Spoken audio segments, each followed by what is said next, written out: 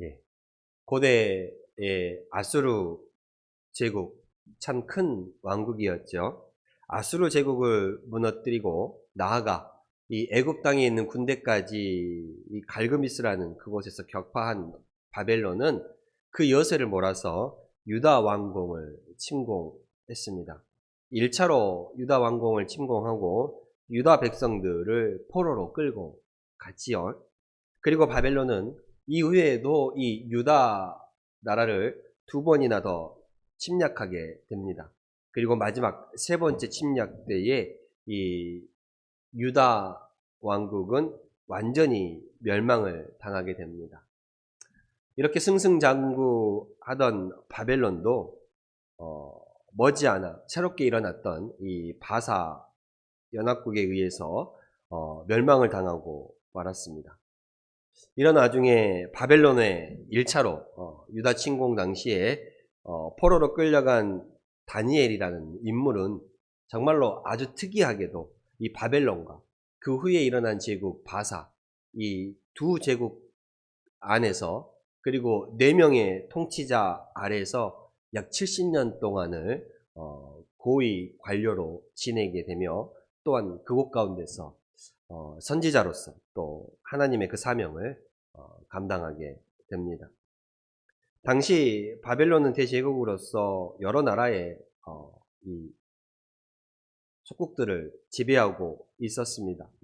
그리고 그들이 지배한 그 나라들을 효과적으로 다스리기 위해서 그 식민지 백성들 가운데 귀족이나 또는 왕족 또 똑똑한 소년들을 볼모로 잡아왔던 것이지요. 그렇게 함으로써 감히 이 지배했던 그 식민지 나라들이 반역을 일으키지 못하게 하였던 것이지요. 자신의 자녀들을 잡아감으로 인하여서요. 그리고 이렇게 포로로 끌려온 그들에게 바벨론의 언어와 문화와 종교와 학문 이러한 것들을 교육시켰습니다. 심지어 그들의 이름까지 바꾸는 작업도 하였지요. 그렇게 함으로써 이들의 생각과 이름과 생활의 모든 부분들을 이 바벨론 중심으로 돌아갈 수 있도록 하기 위한 것입니다. 그러니까 그들을 통하여서 친 바벨론 정책을 펴고자 하였던 것이지요. 하나님의 백성들 가운데 그래도 나름의 투철한 신앙을 가지고 있었던 다니엘과 오늘 이 본문에 나온 그의 세 친구들 하나냐와 미사엘과 아사렐 이 세 친구들도 1차 포로로 바벨론에 강제로 끌려가게 되었습니다. 그들도 바벨론으로 끌려가서 말씀드린 바와 같이 그들의 이름이 바뀌어야 했지요. 다니엘은 벨드사살이라 하고 하나냐는 사드락이라 하고 미사엘은 메삭이라 하고 아사랴는 아벤느고라는 바벨론식 이름으로 바뀌게 되었습니다. 그곳 가운데서 바벨론의 음식을 먹으며 바벨론의 언어를 배우며 바벨론의 사람들과 더불어 살아가야 했던 것이죠. 유다 땅에서 하나님을 섬기고 살았던 그들이 바벨론 땅에서 살아가며 전혀 하나님과는 상관이 없는 그들의 삶의 자리는 어찌 보면 불신의 자리가 가득했던 것입니다. 하나님이 없는 그러한 삶을 살아가야 했습니다. 그들이 바벨론에서 살아갔던 그 삶들, 바벨론에서 관리에 또한 바벨론화 교육을 받는 과정 가운데 이 율법에서 금지하는 음식들을 먹어야 하는 유혹에 시달려야 했고 우상에게 제사하고 나오는 그 음식들도 먹어야 하는 그 상황 가운데 처하게 됐으며 또한 다니엘서 3장에 보면 느부갓네살은 자기 신상을 세워서 거기에 절하지 않는 자들은 풀물불에 던져 넣는 이러한 위기 가운데서도 또한 살아남아야 했으며 또한 다니엘 같은 경우에는 그를 시기하고 질투하는 대적자들로 인해 그들의 모함으로 인해서 사자굴에 던져지는 그 상황까지 가게 되었습니다. 이 다니엘과 그의 세 친구들은 바벨론 땅에서 그들이 가지고 있던 신앙을 지키기가 참으로 힘들고 어려운 것이 바로 이 바벨론 생활이었습니다. 그런데 우리가 알다시피 그들은 그곳 가운데서 힘들고 어렵다고 해서 그들의 신앙을 포기했습니까? 아니지요. 그들은 타협하거나 또는 위기의 순간에 우상에게 그 순간만 모면하자라고 하면서 우상에게 절하거나 그 신앙을 배반하는 행위를 하지 않았던 것입니다. 왕이 자신의 몫을 나눠주고 자신의 음식을 나누어주고 자신의 포도주를 나누어주며 자신이 먹던 진수성찬을 이들에게 먹게 하였음에도 불구하고 왕에 내려준 음식임에도 불구하고 다니엘과 세 친구들은 그것들을 거부하였지요. 풀무불에 던져질 수 있는 상황임에도 불구하고 왕이 세운 금 신상에 그 우상 앞에 단호히 절하기를 거절하는 그 모습을 보여주고 있고 사자굴에 던져질 수 있는 줄 알면서도 하나님께 향한 그 엎드림, 기도를 중단하지 않았던 다니엘의 모습을 우리가 볼 수가 있습니다. 그리고 그 결과는 무엇이었습니까? 그들이 망하고 죽임을 당하고 비참한 최후를 맞게 되었습니까? 우리는 익히 알고 있지만 그렇지 않습니다.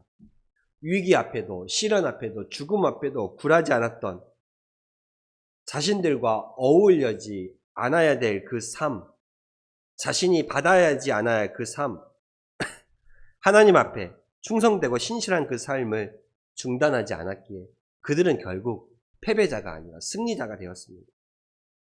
그로 인하여서 그들의 입술로 높이는 하나님이 그들뿐만 아니라 그들을 바라보는 사람들로 하여금 다른 이들로 하여금도 하나님을 높이게 되는 그러한 상황을 만들게 되었던 것입니다. 그들의 신앙의 승리를 목격한 이방인들을 통해서도 하나님을 찬양하게 만들었던 것입니다. 이 다니엘서에 언급되어지고 있는 이 다니엘과 그의 세 친구들이 겪었던 이 신앙의 위기들은요, 오늘날 우리가 살아가는 상황 가운데서도 일어날 수 있는 일입니다. 물론 다니엘과 그의 세 친구들이 겪었던 것처럼 풀무불에 던져지는 상황은 없지요. 그런 상황은 없습니다. 사자굴에 던져지는 상황은 없습니다. 그러나 신앙을 지키기 위해서 그들이 당했던 고난과 어려움 또한 내려놓아야 했던 것들은 오늘날 가운데서 여전히 있다라는 사실입니다. 우리가 신앙을 지키기 위해서 주변 사람들로 인해서 싫은 소리, 안 좋은 소리를 들어야 할 때도 있고 우리가 신앙을 지키기 위해서 겪지 않아도 될 손해를 당하거나 큰 인내와 수고를 해야 하는 경우도 있습니다. 우리가 이 신앙을 지키기 위해서 내가 가지고 있는 시간과 물질을 포기해야 하는 경우도 분명히 있습니다. 이 신앙 때문에 인내해야 될, 감당해야 할 일들이 있다라는 것이지요. 이런 상황 가운데 우리는 갈등과 번민이 찾아옵니다. 고민이 있지요. 생각하게 됩니다. 내가 예수를 믿고 살아가지만 내가 이렇게까지 신앙생활을 해야 하나 라는 생각이 들 때도 있을 거고 말입니다. 때로는 무시를 당하고 때로는 손가락질 당하고 때로는 손해를 보고 때로는 참아야 하고 때로는 인내해야 하고 때로는 물질적으로도 시간적으로도 포기하는 이런 부분들에 있어서 우리 역설도 저들과 다른 이들과 똑같은 사람이며 그들과 같은 곳에 살아감에도 불구하고 내가 신앙 때문에 이렇게 살아가야 하나라는 그런 생각이 들 때가 있다는 것입니다. 이러한 생각과 이러한 갈등 가운데에 다니엘서는 우리에게 어떤 선택을 해야 하며 어디로 가야 하는지를 분명하게 보여주고 있습니다. 다니엘서는 비록 우리가 손해를 당할지라도 비록 우리가 억울한 희생을 당할지라도 어떤 상황 속에서도 신앙을 버리지 않으면 그 신앙을 굳게 지켜야 한다는 것을 우리에게 분명하고도 분명하게 말해주고 있는 것입니다. 그리할 때에 하나님께서 다니엘과 그 세 친구들을 도우시고 끝내는 이기게, 끝내는 승리하게 하셨던 것처럼 우리도 믿음 안에 살아갈 때에 우리가 포기한다라는 그 모든 부분들을 오히려 하나님께서 채우시고 보듬어 주시고 더욱더 풍성하게 해줄 수 있는 하나님께서 도우시고 보호하시는 그 손길을 끝내는 우리가 맛볼 수 있다는 것입니다. 인내할 때 끝내는 사람들에게 인정받게 하고 끝내는 하나님께서 우리를 높여주신다는 것입니다. 다니엘과 그의 세 친구들을 하나님께서 승리하도록 도와주셨고 높여주셨던 것처럼 우리 역시도 믿음으로 끝까지 신앙을 붙잡고 나아갈 때 하나님께서 인정함 받게 해주시고 높여주신다는 사실을 잊지 마시기를 바랍니다. 바벨론에서 보인 그 굳건한 신앙의 모습을 이 다니엘의 세 친구들이 위기와 목숨이 있는 놓이는 그 상황 가운데서도 굳건하게 신앙을 지켜갔던 그 모습을 우리도 본받아 지킬 수 있기를 소망합니다.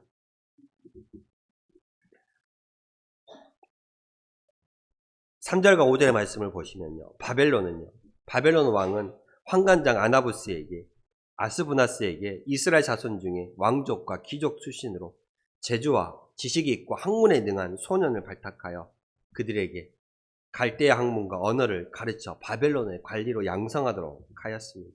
그리고 이 6절에 보면 다니엘과 하나냐와 미사엘과 아샤라가 그 후보로 선택이 되었던 것이지요. 다니엘, 제가 앞서 말씀드린다시피 다니엘과 그 세 친구들 역시도 유다 땅에서는 상당히 고귀한 출신이었습니다. 귀족 출신이었고 왕족 출신이었지요. 그리고 그들의 그 모습이 유다의 포로로 끌려와서도 바벨론의 포로로 끌려와서도 바벨론의 관리의 교육을 받는 상당히 선택된 사람들이라고 볼 수가 있습니다. 그래서 어떤 사람들은 이렇게 얘기할 수 있습니다. 다니엘과 그의 세 친구들은 유다 땅에서도 귀한 대접을 받고 이 포로로 끌려왔던 다른 사람들에 비해서 바벨론에서도 귀한 대접을 받고 살아가지 않느냐라고 얘기할 수 있습니다. 그런데 우리가 기억할 것은요. 다니엘과 그 세 친구들을 우리가 기억하고 그 삶의 모습을 본받고자 하는 것, 우리가 다니엘과 그의 세 친구들의 모습이 우리에게 귀감이 되는 것이 그들의 출신 성분 때문인가요? 그들이 정말 부유한 집안이고 능력이 있고 그들이 힘이 있기 때문에 그들의 모습이 우리에게 귀감이 되는 것인가요? 그렇지 않습니다. 그들이 우리에게 귀감이 되는 것은요. 그들이 하나님 앞에 보였던 신앙의 삶의 태도 때문이었습니다. 여러분, 우리의 인간의 모습은 이 고대에 다니엘이 있었던 그 시대나 지금이나 높고 낮음은 분명히 있습니다. 지금도 있죠. 지금도 힘이 있고 능력이 있고 부유한 집안과 그렇지 않은 집안의 사람들은 분명히 있습니다. 가진 자와 못 가진 자가 분명히 있어요. 그러나 그 사람의 사람됨, 인간의 인간됨이 출신 성분이나 가진 것에 따라 결정이 되는 것은 아니라는 것입니다. 사람됨과 인간됨은 성경에서는 하나님께로부터 온다라고 분명히 말하고 있습니다. 하나님께로부터 어떤 모습으로 나아가느냐, 하나님께 우리가 어떤 태도를 취하느냐에 따라 결정이 되는 것입니다. 다니엘과 그의 세 친구들이 귀하게 우리의 모범이 되는 것은 그들이 가진 학문이나 힘이나 능력이나 거기에서 오는 것이 아니었다라는 거예요. 그들이 우리에게 귀감이 되는 것은 하나님 앞에 보인 신앙의 태도였다라는 것입니다. 그들은 하나님 앞에 한결같은 신앙을 가지고 있었고 그들의 환경과 처지가 어떠하든 간에 어떤 상황 속에서도 하나님을 경외하며 높이는 모습을 보여주고 있었다라는 것입니다. 여러분, 높아지고 낮아지는 것은요. 존귀함과 비천함은요. 하나님께 달려 있습니다. 우리가 성경에서 보다시피 이스라엘의 초대 왕이었던 사울을 기억해 보십시다. 사울은 베냐민 지파의 이 작은 지파의 가운데서 하나님께 택함을 받아서 높여진 인물입니다. 이스라엘의 첫 번째 왕이 되었지요. 하나님께 택함 받아서 하나님께서 낮아진 자를 높여주셨습니다. 그러나 사울의 그 이후의 모습은 어땠나요?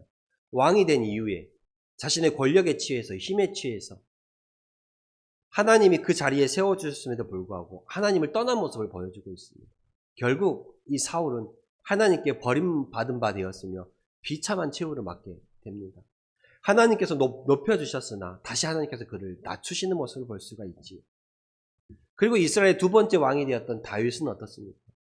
그 역시도 유다 지파 중 가장 작은 그리고 사람이었습니다. 하나님께서 이 다윗을 왕으로 다시 높여주셨습니다. 비천한 자를 높게 세워주셨죠. 양치기였던 이 사람을 하나님께서 이스라엘의 왕으로 세워주셨습니다. 그러나 왕이 된 이후에도 앞선 사울과는 다르게 하나님을 끝까지 의지하였고 하나님을 끝까지 경외하며 신뢰하는 모습을 보여줍니다. 그러므로 인해서 하나님은 다윗을 끝까지 높여주셨고 다윗은 이스라엘 역사상 가장 위대한 왕으로 꼽히고 있습니다. 또한 낮아진 자로서 높여진 그 모습, 대표적인 창세기에 요셉의 모습이 있지 않습니까? 이복 형들에 의해서 노예로 종으로 팔려갔던 요셉, 그 요셉이 억울하게 누명을 써서 감옥까지 갔지만 하나님과 늘 동행하였던 그 요셉을 하나님께서 애굽의 총리로까지 높여준 그 모습을 볼 수가 있습니다. 그렇습니다. 우리가 하나님 앞에 어떠한 태도를 취하느냐에 따라서 하나님께서는 높여주시고 낮추시는 것입니다. 하나님께서는 우리를 높아지게도 하실 수 있고 낮아지게도 하실 수 있습니다. 하나님께서는 우리를 존귀하게도 하실 수 있고 비천하게도 하실 수 있다는 사실입니다. 우리는 하나님 앞에 어떠한 모습으로 나아가냐에 따라 그 삶에 인간의 존엄이 바뀐다는 사실입니다. 요한복음 12장 26절에 보면요. 사람이 나를 섬기려면 나를 따르라. 나 있는 곳에 나를 섬기는 자도 거기 있으리니 사람이 나를 섬기면 내 아버지께서 그를 귀히 여기신다라고 성경은 말하고 있습니다. 우리는 이 땅 가운데 살아가지만 이 세상 속에 살아가면서 구별된 모습을 살아가야 합니다. 그래서 우리를 성도라고 부릅니다. 거룩한 하나님의 자녀인 것이지요. 다니엘과 그의 세 친구들은요. 포로로 끌려갔음에도 불구하고 그들의 탁월함을 인정받아서 바벨론의 관리로 뽑혔습니다. 그 바벨론의 관리로 뽑혀서 교육받는 과정 가운데 바벨론의 그 문화와 언어와 생활과 습관에 동화될 수밖에 없는 상황 가운데 있었다라는 것입니다. 그럼에도 불구하고 그 신앙을 버려야 하는 그 상황 가운데 그 신앙을 끝까지 유지하고 하나님을 바라보는 그 삶을 보여주고 있습니다. 그리고 그들은 하나님의 백성이며 자신들이 하나님을 섬기는 자들이라는 것을 끝까지 잊지 않았다는 것이지요. 그러한 신앙의 모습을 우리는 끝까지 본받아야 한다는 것입니다. 오늘 6절과 8절의 말씀을 보면요. 다니엘과 그의 세 친구들이 바벨론에 와서 그들의 이름까지 바뀌는 모습을 볼 수가 있습니다. 그래서 6절에 그들의 이름을 먼저 말하지요. 그들 가운데 유다 자손 곧 다니엘과 하나냐와 미사엘과 아사랴가 있었더니 그들의 이름이 어떻게 바뀝니까? 그들의 이름이 다니엘은 베드르사살, 하나냐는 사드락, 미사엘은 메삭, 아사랴는 아벤느고로 이름이 바뀝니다. 근데 우리가 여기서 주목해야 할 부분이 있습니다. 이 다니엘과 하나냐와 미사엘과 아사랴의 이름을 말하면서 그들이 누구였다라고 말하면 그들 가운데 유다 자손이라고 말하고 있습니다. 그러니까 이 다니엘과 그의 세 친구들이 누구였냐라는 것을 분명하게 표현하고 있습니다. 유다 자손이라는 것을 분명히 표현하고 있죠. 그런데요, 이 당시에 유다 자손이라는 건 상당히 부끄러운 이름이었습니다. 부끄러운 이름이었어요. 부끄러운 표현이었다는 것이죠. 왜 그래요? 이 유다라는 나라가 바벨론에 의해서 짓밟혔습니다. 나라가 짓밟히고 그 나라 가운데 있는 모든 재화를 빼앗기고 모든 나라의 사람들은 포로로 끌려가고 이 나라의 국군이다 해서 멸망을 다해가는 그런 가운데 있으니 유다 자손이라는 것은 결코 드러내놓고 밝힐 만한 이름이 아니었다는 거예요. 부끄러운 표현이었고 망해가는 나라의 이름을 표현한 것입니다. 그럼에도 불구하고 이들의 이름 앞에 유다 자손이라는 것을 분명하게 나타내주고 말해주고 있다는 것입니다. 그 이유가 무엇입니까? 유다 자손이라는 것은 다니엘과 그의 세 친구들이 하나님을 믿는 하나님의 백성이라는 의미입니다. 하나님을 섬기는 사람이며 하나님의 백성이라는 이 다니엘과 그 세 친구들이 자신이 누구인지를 잊지 않고 살아갔다는 것을 성경은 분명하게 유다 자손이라는 표현을 통해 말해주고 있는 것입니다. 우리는 이것을 분명히 기억해야 합니다. 우리는 세상을 살아가면서도 나는 예수 그리스도를 믿는 자이며 하나님을 바라보며 살아가는 자들이라는 것을 잊지 말아야 합니다. 그래서 사도 바울은 분명하게 그의 서신서를 기록할 때 바울은 꼭 편지를 쓸 때 자기가 누구인지를 표현합니다. 나는 예수 그리스도의 사도이며 나는 예수 그리스도의 종이라는 표현을 그의 편지 머리말에 꼭 표현해주고 있습니다. 자기가 누구인지를 잊지 않았다는 것이지. 요즘은 세상을 살아가면서 참 신앙을 유지하기 어렵습니다. 해야 할 일도 많고 세상적으로도 또 바쁜 시간을 보내가면서 점점 신앙이 무뎌져 가고 있는 그런 상황 가운데 있습니다. 이런 상황 가운데서도 나는 예수 믿는 그리스도인이라는 그 이름을 여러분들 잊지 마시기를 바랍니다. 2023년도 어떻게 살아오셨습니까? 마지막 날을 마무리하시면서 여기까지 신앙생활을 해 오시면서 돌아보면 참 하나님의 은혜였다라고 고백할 수밖에 없습니다. 신앙인들은. 왜요? 내 힘으로 살아온 것이 아니기 때문에 그래요. 우리가 아무리 발버둥 친다고 해도 안 될 일은 안 되는 거예요. 근데 그 안 될 일을 되게 하시는 분이 있어요. 누군가요? 하나님입니다. 그러니까 여러분 상황 가운데 넘지 못할 산을 만나거든 그 산 너머에 계신 누구를 바라보라고 얘기하십니까? 하나님을 바라보시기를 바랍니다. 2024년도 다가오는 한 해에는 내가 누구인지를 분명히 기억하십시오. 저와 여러분들은 그리스도인입니다. 예수 그리스도를 믿고 살아가며 하나님께서 우리에게 주시는 귀한 그리스도인이라는 이름이 있다는 것을 기억하시고 나는 하나님을 섬기며 나는 하나님의 자녀이다라는 것을 잊지 마시길 바랍니다. 그리고 하나님은 당신의 자녀들을 결코 버려두지 않는다라는 것을 기억하십시오. 2024년도 여러분의 삶 가운데 넘지 못할 산이 있거든 그 산 너머에서 우리를 보듬어 주시고 우리를 기다리시는 하나님을 바라보시면서 소망 가운데 믿음을 잃지 마시고 어떠한 상황과 형편 가운데 있다 할지라도 이 땅 가운데 살아가면서 신앙을 유지하기 어려운 그 상황과 시간들이 온다 할지라도 나는 다니엘과 세 친구들 가운데 유다 자손이라는 하나님을 섬기는 백성, 하나님의 자녀라는 것을 기억하시면서 오늘도 내일도 앞으로 내게 주어진 그 시간 동안도 하나님과 함께 동행하시는 우리 성도님들이 다 될 수 있기를 소망하고 축복합니다. 기도하겠습니다. 하나님 감사합니다.